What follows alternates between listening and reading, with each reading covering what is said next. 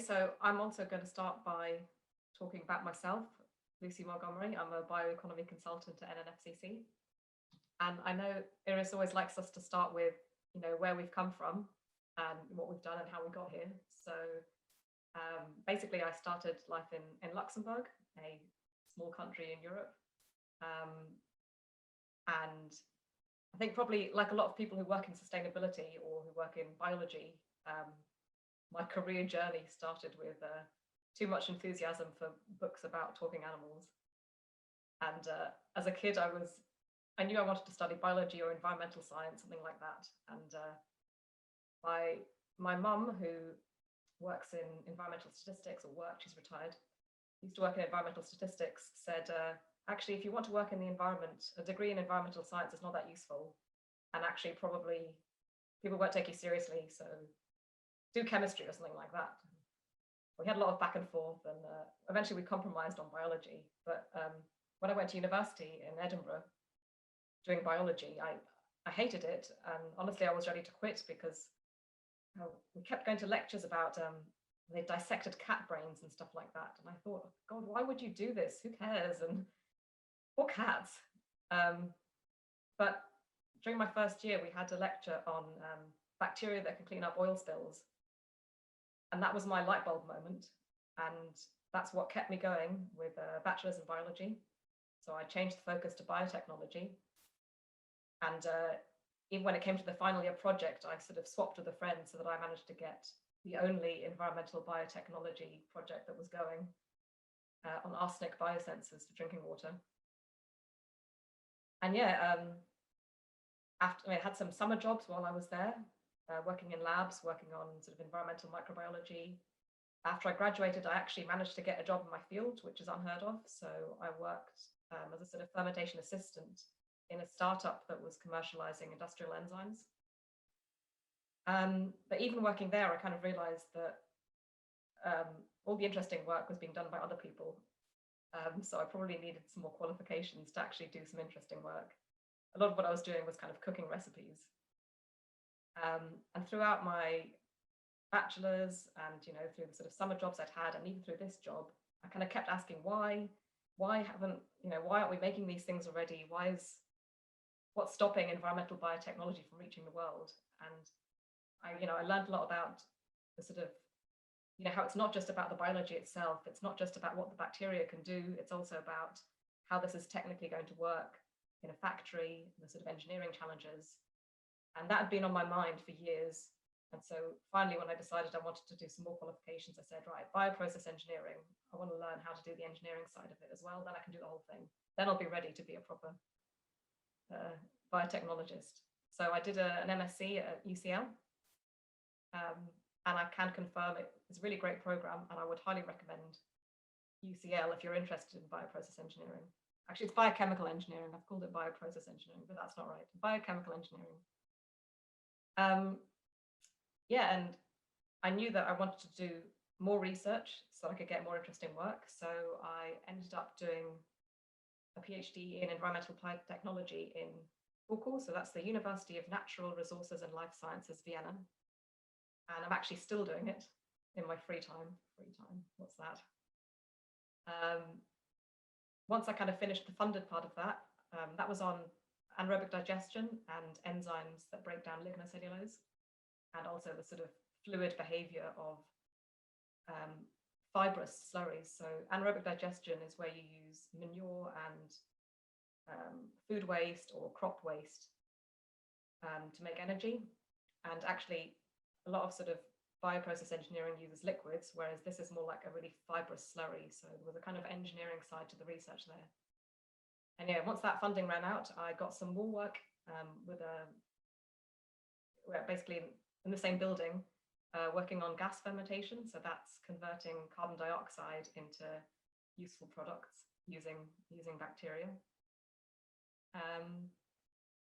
And yeah, I guess I continue to ask this question, sort of, why isn't this happening in real life? I was still kept sort of asking why, feeling really frustrated. And I thought, we didn't have any good industry collaborations where I was in Vienna.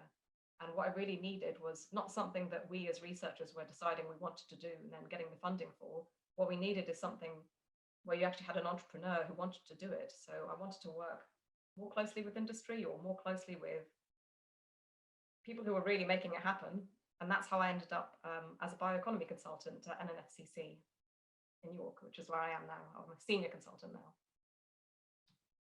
So who are NNFCC? So we are the bioeconomy consultants.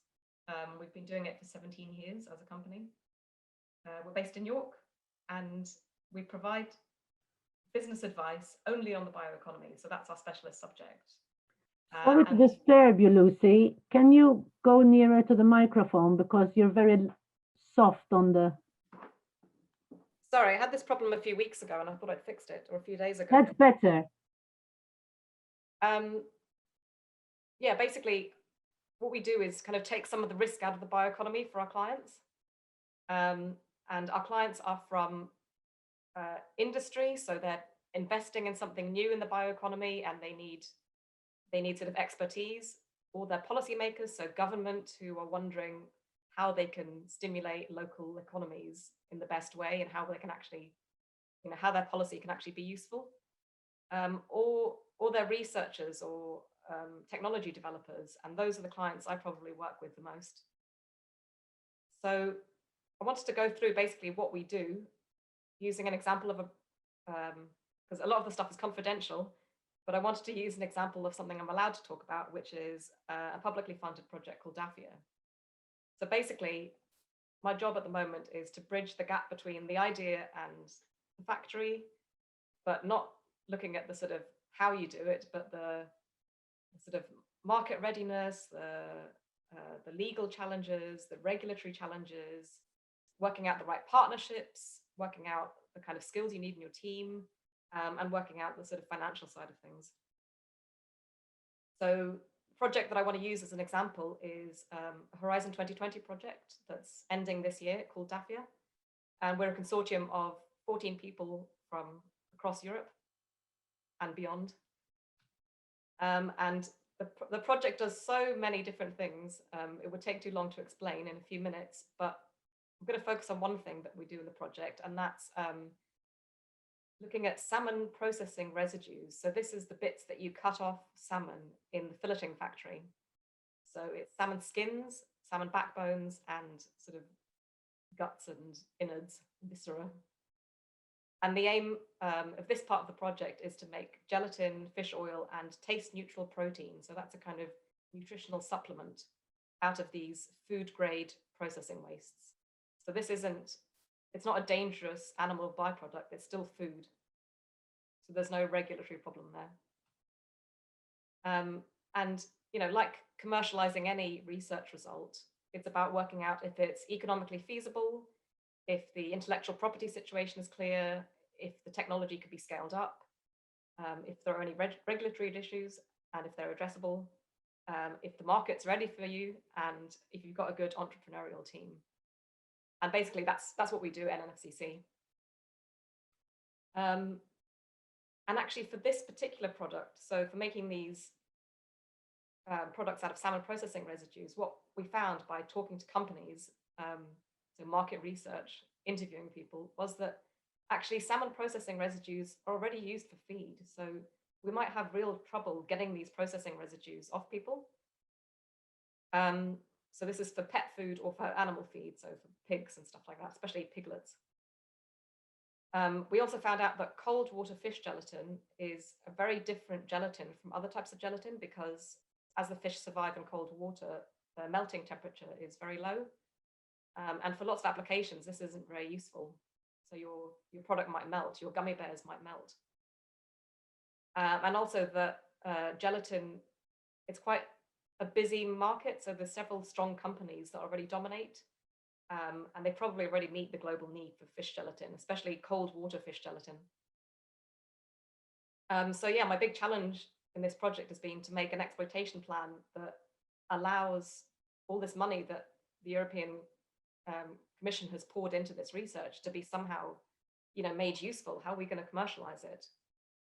So I think the first thing is that we can't sell it as something to use your residues, because these fish factories already use their residues. the way we have to sell it is that this is a different thing to do with your residue. So actually, the price of animal feed really goes up and down, and the fish industry is quite risky. So if you do different things with your fish residues, you might have a better position than your competitor. So that's really how we're now selling it to the fish processing companies. The second thing is that when we first started, we had the idea that you could set up your own company and become a fish processor and just work with this residue. But actually, we've worked out that that's way too challenging. This technology has to be commercialized within an existing fish processor. So for example, a fish processor like Salmar, they have a fish residue processing arm called Nutrimar, and someone like that, where you've got this big aquaculture company and a fish processor together, someone like that would be a really good candidate for commercializing this. We've also looked at scale, and we really needed to scale down our ambitions. So looking at hundreds of tons of gelatin per annum, because anything more than that would just be crazy for the market. We've also looked at sort of the other applications of gelatin and taste neutral protein. So in particular, not gelatin, but marine collagen is a cosmetic ingredient. It's essentially the same thing, but it has a lot of other different applications. And in skincare, although there's a kind of a trend towards vegan skincare, people do see fish as something really healthy and that makes your skin look good. So we think it's got a real market there. Also looking at hydrolyzed collagen and taste neutral protein as a nutritional ingredient. So they're the people we talk to seem to say that, yeah, fish is seen as something that people use for bodybuilding or to lose weight. So as a kind of, for protein milkshakes and that kind of thing, it would really have a market. And finally, we realized that the fish factory itself is probably the best client of fish gelatin, because they can use it for their own fish cakes or other sort of fish products that are kept in the fridge, and where you wouldn't want to be using pork gelatin or beef gelatin. So that's been the real challenge in this project, sort of looking at all these different non-technical barriers to bringing this research to life. So yeah, to kind of summarize, the challenges that we face in bioeconomy are definitely not always technical or even sort of straightforward regulatory issues. Sometimes they're all about who's buying and what do they want and what does the supply chain look like.